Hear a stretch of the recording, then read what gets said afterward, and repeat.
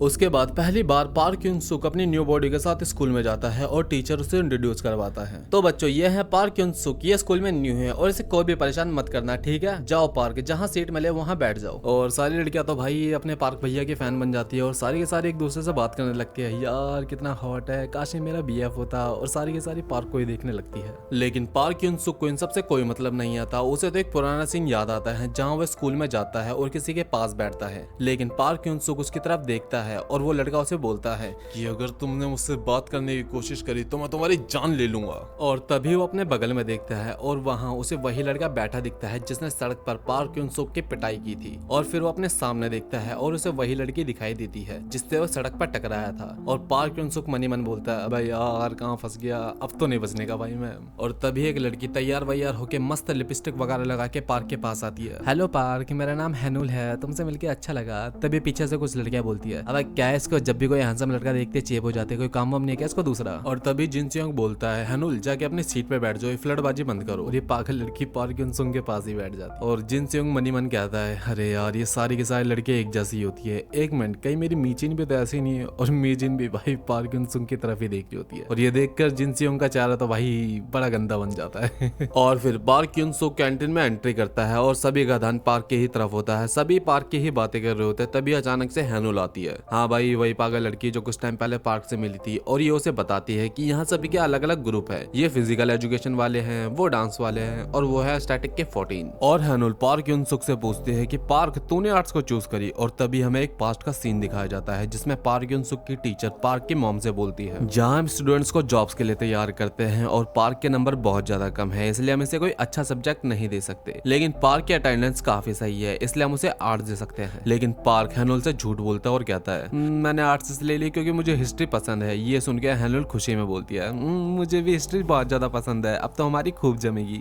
और फिर park class में बैठे बैठे कल की बात याद करता है जिसमें अपनी न्यू बॉडी के साथ पार्क में चलने की प्रैक्टिस कर रहा होता है। और वहाँ आई हुई एक फैमिली सोचती है शायद पार्क एक मॉडल है जो कि रैंप वॉक की प्रैक्टिस कर रहा है। लेकिन तभी पार्क अपनी न्यू बॉडी में होने की वजह से लड़खड़ाकर गिरने वाला होता है। तभी वो टाइगर श्रॉफ की तरह स्टाइल मार के जंप करके खड़ा हो जाता है। और अब वो देखता है कि उसकी बॉडी बहुत ज्यादा हल्की हो गई और इस हल्की बॉडी के साथ वो रनिंग करने लगता है। लेकिन उसको रनिंग में इतना ज्यादा मजा आने लगता है कि वो शाम तक रनिंग ही करता रहता है। और ऐसा करने से वो बहुत ज्यादा थक जाता है और क्लास में ही सो जाता है। और अब उसकी आंखें पुरानी वाली बॉडी में खुलती है और हैंडसम वाली बॉडी तो क्लास में ही सो रखी होती है। अब पार्क काफी लंबे समय से सो रहा होता है, इसलिए वो सो नहीं पाता और बहुत ज्यादा परेशान होता है। और तभी हैनुल आती है और हैंडसम वाले पार्क को जगा देती है। यह देखकर पार्क बहुत ज्यादा खुश होता है। और तभी हमें दिखाया जाता है पार्क क्यून सुक एक स्टोर में जॉब का पोस्टर देखता है और अंदर जाकर पूछता है, क्या अभी यहाँ वैकेंसी है? और पार्क को देखकर स्टोर का मालिक बहुत ज्यादा खुश हो जाता है और मनी मन बोलता है, इतना हैंडसम लड़का रखने से सारी लड़कियां यहीं आएगी, मेरे सेल्स बढ़ जाएगी और मैं बहुत जल्दी अमीर हो जाऊंगा। और स्टोर ओनर बोलता है, तुम आज से ज्वाइन करोगे कल से, तुम्हें जितनी सैलरी चाहिए मैं दूंगा, तुम बस ज्वाइन कर लो।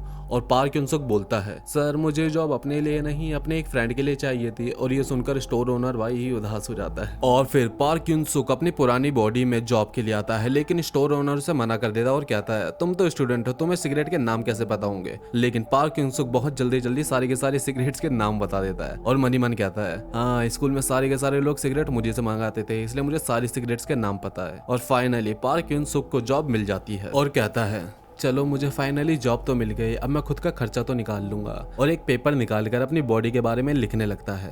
चलो देखते हैं, मेरी एक बॉडी जागती है तो दूसरी सो जाती है, दूसरी जागती है तो पहले सो जाती है, और एक बॉडी अपने आप नहीं जागती, उसे जगाना पड़ता है। और तभी पार्क की क्लास के कुछ स्टूडेंट आ जाते हैं और सिगरेट मांगने लगते हैं। लेकिन पार्क उन सुकून से उनके आईडी मांगता है और वो आईडी दिखाते हैं, लेकिन वो आईडी किसी और की लग रही होती है। और पार्क बोलता है, सर ये आप नहीं लग रहे, ये कोई और है। और वो बोलता है, अरे मैं ही हूँ, बस थोड़ा सा मोटा हो गया तेरी तरह। और पार्क बोलता है, सॉरी सर, अगर मैंने आपको कुछ सामान दिया तो ओनर मुझे जॉब से निकाल देगा। और तभी पीछे से जिन सियोंग आता है और बोलता है, अरे यार अगर यहाँ सामान नहीं मिल रहा तो कहीं और से ले लो। और तभी जिन सियोंग का ध्यान पार्क उन सुंग पर जाता है और वो स्टोर में जाकर बहुत सारा सामान ले आता है और बोलता है, इसका बिल पे कर और मैं तुझे छोड़ दूंगा। लेकिन पार्क ऐसा करने से मना कर देता है और जिन सियोंग को बहुत ज्यादा गुस्सा आता है और वो पार्क उनसुक को मारने लगता है और बहुत ज्यादा मारता है और उसकी नेकेड पिक्चर भी ले लेता है। पार्क उनसुक रो रहा होता है, तभी उसकी मॉम का कॉल आता है, लेकिन पार्क उन सुक ये बोलकर फोन रख देता है कि मैं बहुत बिजी हूँ। और तभी हमें पार्क की मॉम दिखाई देती है जो रात को काम कर रही होती है, और एक आदमी उनसे पूछता है कि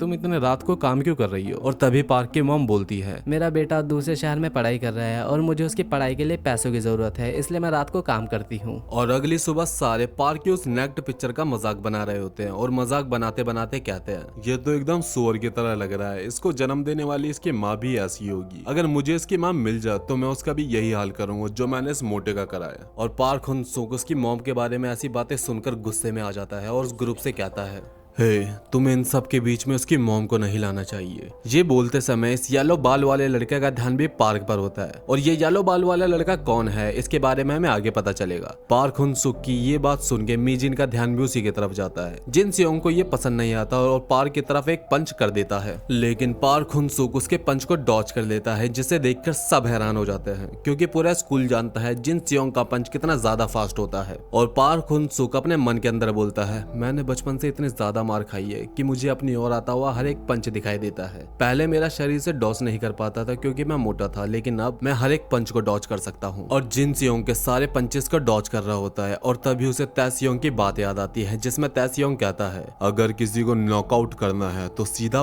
पेट में पंच मारो। और पार्क हुन सुक ऐसा ही करता है और एक ही पंच में जिन सियोंग को नॉकआउट कर देता है। वो लोग जो पहले उसकी पिटाई की वीडियो बना रहे थे अब उसकी जीत की वीडियो बना रहे होते हैं, और ये बात पूरे स्कूल में फैल जाती है। और तभी हमें एक गैंग लीडर दिखाया जाता है और वो कहते हैं, ओ भाई अब तो बॉस को भाई उठ गया, अब बेटा तो नहीं बचने का पार्क।